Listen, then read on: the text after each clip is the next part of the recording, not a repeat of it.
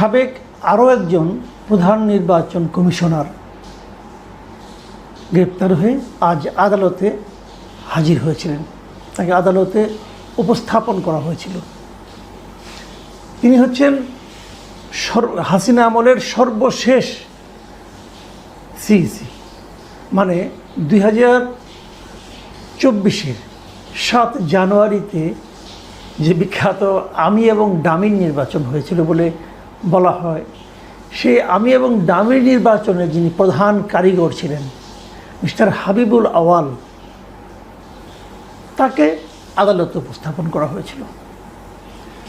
এর একদিন আগে উপস্থাপিত হয়েছিলেন নিশিরাতের যে কারিগর mister K M Nurul Huda. আমি নুরুল হুদার উপস্থিতি নিয়ে এবং তার চিন্তা ভাবনা নিয়ে কথা বলেছিলাম যে এত কিছুর পরেও লোকটার মধ্যে কোনো অনুশোচনা দেখিনি, এবং আমি খুব হতাশ হয়েছিলাম এ কারণে যে একজন সেন্সিবল মানুষ, এত বড় একজন কর্মকর্তা ছিলেন, মানুষের দায়িত্ব নিয়েছিলেন মানুষকে একটা ভালো নির্বাচন দেওয়ার, তিনি কিভাবে এখনো পর্যন্ত নিজের অপকর্মের পক্ষে সাফাই গেয়ে গেলেন। এবং এই যে নিজের অপকর্মের পক্ষে সাফাই গেয়ে যাওয়া, এর মাধ্যমে উনি কিন্তু কোনো ব্যক্তির কাছে, কারো কাছে মিনিমাম সম্মানিত হননি, বরঞ্চ তার প্রতি ঘৃণা আরও বেড়েছে। এবং এই যে ঘৃণা বেড়েছে, এটা উপলব্ধি করার ক্ষমতাও এই ভদ্রলোকের আছে কি না আমার সন্দেহ। যাক, সেটা আগের আলোচনা। আজকে আমরা একটা নতুন দৃশ্য দেখলাম। মিস্টার হাবিবুল আওয়াল সাহেব, উনি মানে সিইসি হওয়ার আগেই বেশ জাদ্রেল একজন লোক ছিলেন, উনি সচিব ছিলেন এবং বেশ জাদ্রেল সচিবই ছিলেন বলা যায় ওনাকে। এবং উনি যখন সিইসি পদে মনোনয়ন পান, তখন উনি সবার সঙ্গে বসে বিভিন্ন কথাবার্তার মাধ্যমে অনেকের মধ্যে একটু হলেও আশা সঞ্চার করেছিলেন যে উনি বোধহয় আগের গুলির মতো গড্ডালিকা প্রবাহে গা ভাসাবেন না। কিন্তু সেই প্রত্যাশা শেষ পর্যন্ত বাস্তবায়িত হয় নাই। উনিও লোভের কাছে অথবা ভয়ের কাছে আত্মসমর্পণ করেছেন অথবা আলিঙ্গন করেছেন, এটাকে যে হিসাবেই ধরা হোক না কেন। তো এখন এবার অবশ্য আদালতে উপস্থিত হয়ে উনি যে সমস্ত কথাবার্তা বলেছেন, সেখানে মনে হচ্ছে যে বোধহয় উনি আলিঙ্গন নয়, আত্মসমর্পণই করেছেন। কি বলেছেন উনি, এগুলো নিয়ে একটু কথা বলি এবং সেখান থেকে আমরা বোঝার চেষ্টা করি যে আমাদের আগামী নির্বাচনটা কেমন হতে পারে। এটা নিয়ে আমি যে রিপোর্টটা ডেইলি স্টার থেকে একটা রিপোর্ট নিয়েছি, এটা শিরোনাম হচ্ছে এত ভয়ঙ্কর নির্বাচন হবে জানলে দায়িত্বই নিতাম না, আদালতে হাবিবুল আওয়াল। মানে উনি আদালতের কাছে বলেছেন যে এই নির্বাচনটা যে এত খারাপ হবে, এটা বুঝলে উনি নাকি দায়িত্বই নিতেন না। তো ওনার এটা আমার কাছে মনে হয়েছে একটা 100% নির্জলা মিথ্যা কথা। এটা যে ভয়ঙ্কর নির্বাচন হবে, এটা কে না জানতো। উনি এত জ্ঞানী একজন লোক, উনি এটা কেন জানতেন না, এটা ভেবে আমি আসলে বিস্মিত হচ্ছি। না জানার কি আছে? যখন উনি দেখলেন যে কোনো রাজনৈতিক দল নির্বাচনে এলো না, যখন উনি দেখলেন শেখ হাসিনা বলল যে আমার দলই নির্বাচন করবে, সবাই আমার দলের সবাই নির্বাচন করবে, মানে ডামি প্রার্থীও আমার, নৌকার প্রার্থীও আমার, যখন এগুলি হলো, তখন উনি বুঝতে পারেন না এটা ভয়ঙ্কর হবে না কি প্রতিযোগিতামূলক হবে। উনি বুঝতে পারেন নাই। এত কম বুদ্ধি নিয়ে উনি তাহলে সচিব ছিলেন কীভাবে? যাই হোক, উনি আবার কথা বলেন কিন্তু খুব সুন্দর। আমি বিভিন্ন সময় দেখেছি উনি কিন্তু মানে ওনার কিন্তু বাক চাতুর্য বেশ চমৎকার, সুন্দর করে গুছিয়ে স্মার্টলি উনি কিন্তু কথা বলতে পারেন। সেই তার স্মার্টনেসেরই মানে প্রকাশ ঘটাতে যে উনি যে একটা নির্জলা মিথ্যা কথা বলেছেন এবং যে মিথ্যাটা কারো কাছেই গ্রহণযোগ্য হবে না, এটা আসলে উনি কেন বুঝতে পারলেন না আমি বুঝতে পারলাম না। যা হোক, এখানে উনি কয়েকটা কথা বলেছেন যে কথাগুলো আমি মনে করি খুবই গুরুত্বপূর্ণ। সেই গুরুত্বপূর্ণগুলোর উপর আলাপ করি। যেমন ওনাকে এই কথাই, যে কথাটি এখন এইমাত্র আমি বললাম আর কি, যে ভয়ঙ্কর নির্বাচন, তখন এটা জেনে ওই আদালতের যিনি বিচারক ছিলেন তিনি কিন্তু প্রশ্ন করেছেন যে আপনি যদি নির্বাচনের আগে যে অবস্থা আপনি দেখছেন, দেখার পর তাহলে আপনি পদত্যাগ করলেন না কেন? আমি কিন্তু সবসময় এই কথাটাই বলি, যারা নির্বাচনে দায়িত্ব নেন তারা যদি নিজের মতো করে একটা নির্বাচন পরিচালনা করতে না পারেন, যদি বুঝেন যে প্রশাসন আমাকে হেল্প করবে না, সরকার আমাকে হেল্প করবে না, তাহলে তো আপনার তো পদত্যাগের একটা অপশন আছে। আপনি যদি পদত্যাগ করে যান তাহলে তো সরকার একটা উল্টো চাপে পড়ে যায়। কেন পদত্যাগ করলেন না? উনি একটা খোঁড়া যুক্তি দিয়েছেন। উনি বলছেন যে আমার এক বন্ধু আমাকে জিজ্ঞাসা করেছিল এই যে তুমি পদত্যাগ মানে কেন করলে না। উনি বলছেন যে এই অবস্থায় পদত্যাগ করা সম্ভব ছিল না। কেন সম্ভব না হওয়ার কী আছে? সম্ভব না হওয়ার কী আছে ভাই? কাগজে লিখে দিবেন যে এই অবস্থা যে নির্বাচন হচ্ছে এই নির্বাচন জনগণের প্রত্যাশা মেটাতে পারবে না, কাজে এমন নির্বাচন পরিচালনা আমার পক্ষে সম্ভব না, শেষ। তাহলে আপনি কিন্তু আজকে হিরো হয়ে থাকতেন। কিন্তু যে লোভ, 2 বছর হয়েছে, আরও 3 বছর সামনে আছে, বড় বেতন, নানা ধরনের সুযোগ সুবিধা, দামি গাড়ি চড়ার ব্যবস্থা, পরিবারের জন্য নানা রকম অর্থনৈতিক সুযোগ সুবিধা, হয়তো ওনার আগে অনেক কিছু ছিল, তারপরে আরও বেশি পেলে কে ছাড়ে? ওনারও সেই মানসিকতায় কাজ করেছিল, কাজেই লোভটা ছিল ভাই। আপনি এখন ওই বড় বড় কথা বলতে কোনো লাভ নাই।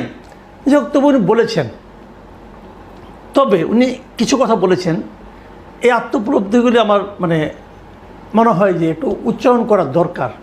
যেমন উনি বলেছেন, উনি এর আগে নির্বাচনগুলির কথা বলেছেন। উনি বলেছেন যে 72-এর সংবিধান প্রণয়নের 3 মাসের মাথায় অনুষ্ঠিত 1973 সালের নির্বাচনে আওয়ামী লীগ 293টি আসন পায়। সেই নির্বাচনও সুষ্ঠু ছিল না। 73-এর নির্বাচনটা সুষ্ঠু ছিল না, এটা হলো হাবিবুর আওয়ালের উপলব্ধি। আমার জানতে খুব ইচ্ছা করে, এই কথাটা কি উনি শেখ হাসিনাকেও বলতে পেরেছিলেন, নাকি এখন কাঠগড়ায় দাঁড়িয়ে ওনার উপলব্ধিটা হলো?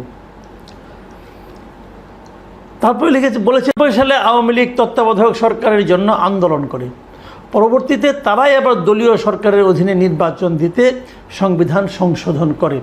উনি এটি বোঝানোর চেষ্টা করছেন যে ক্ষমতার লোভটা বড় খারাপ, এবং যারা নাকি ক্ষমতায় যায় তারা ক্ষমতায় টিকে থাকার জন্য নৈতিক অনৈতিক কোনো কিছুরই কোনো পরোয়া করে না, যা দরকার না তাও করে, যা দরকার সেটাও করে।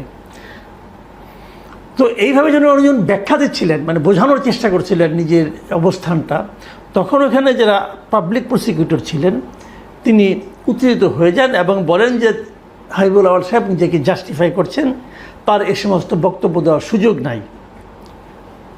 তখন আবার ওই যে হাবিবুল আওয়াল সাহেব তার সেই বহুল পরিচিত স্মার্টনেস শো করে বলেন, জাস্টিফাই না করতে দিলে রিভলভার দিয়ে গুলি করে মেরে ফেলেন।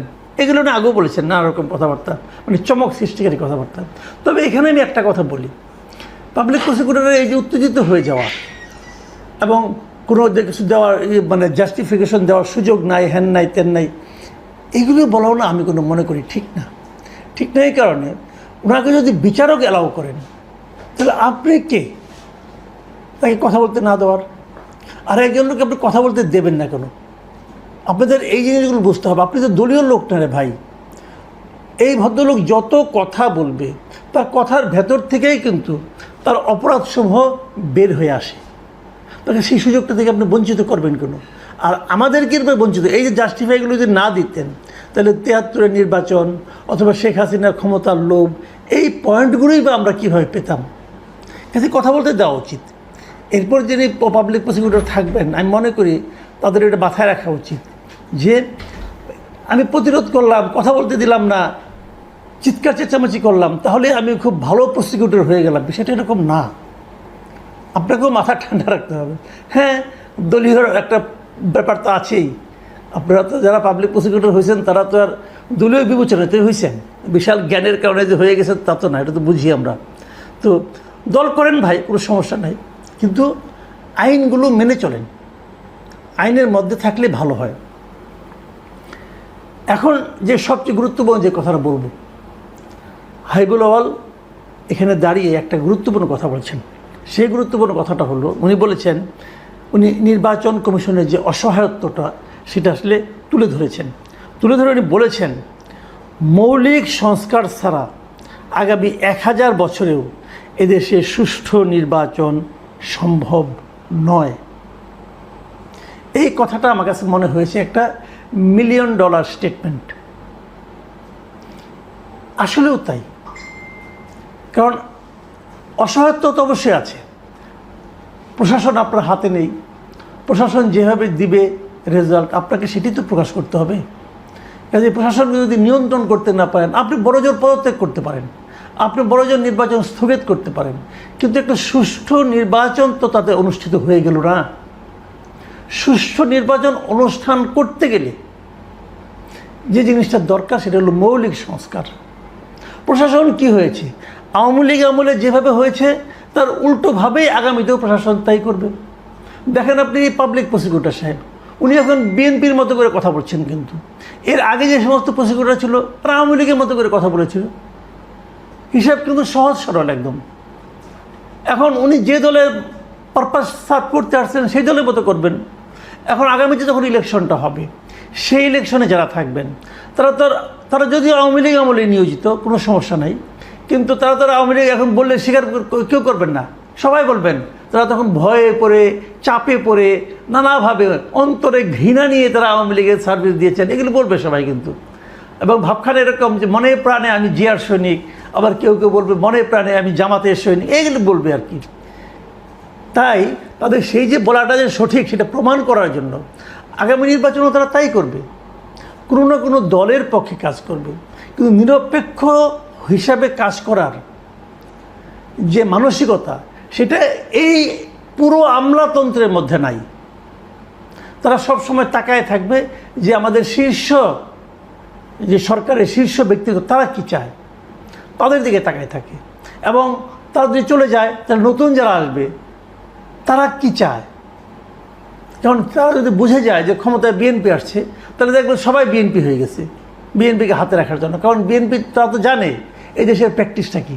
এই দেশের প্র্যাকটিস হলে যখন বিএনপি ক্ষমতায় আসবে, যে এলাকায় বিএনপি ফেল করবে সেই এলাকার যারা নাকি কর্মকর্তা আছে সবগুলি দেখবেন বদলি করবে। এটা তাদের বিশ্বাস। বাস্তবে হবে কিনা আমি জানি না, বাস্তবে না হলে খুশি হই, কিন্তু তাদের বিশ্বাসটা আছে। এই কথাটাই কিন্তু হাবিবুল আউয়াল সাহেব বলেছেন যে মৌলিক পরিবর্তন না হলে 1000 বছর এদেশে ভালো নির্বাচন হবে না। সেই মৌলিক পরিবর্তনটা কী করবে? এটা একটা $1 মিলিয়ন কোশ্চেন। কে করবে? আপনিও জানেন না, আমিও জানি না, ডক্টর ইউনূসও জানে না। ডক্টর ইউনূস যেভাবে সংস্কার করছেন, এই সংস্কারের মাধ্যমে মৌলিক পরিবর্তন হবে মনে হয় না। আসলে পরিবর্তনটা আসতে হবে জনগণের মাঝখান থেকে। সেই পরিবর্তনটা আনার জন্য যে পটভূমি তৈরি করা দরকার, যে এনভায়রনমেন্ট তৈরি করা দরকার, মানুষের মধ্যে যে মানসিকতা তৈরি করা দরকার, সেই জিনিসটা গত 10 মাসে ডক্টর ইউনূস 1 ইঞ্চিও করতে পারেননি। উনি এই 10 মাসে নিজের কাজগুলি করেছেন। জনগণের জন্য, গণতন্ত্রের জন্য উনি কোনো কাজই করতে পারেন নাই। মানুষের মধ্যে এই প্রত্যয় জন্মায় নাই। কাজে উনি যতই চিৎকার করে বলুন যে ইতিহাসের শ্রেষ্ঠ নির্বাচন এই জাতি আগামীতে দেখবে, আমার কাছে মনে হয়েছে উনি নির্বাচনও বুঝেন না, ইতিহাসও বুঝেন না, শ্রেষ্ঠও বুঝেন না।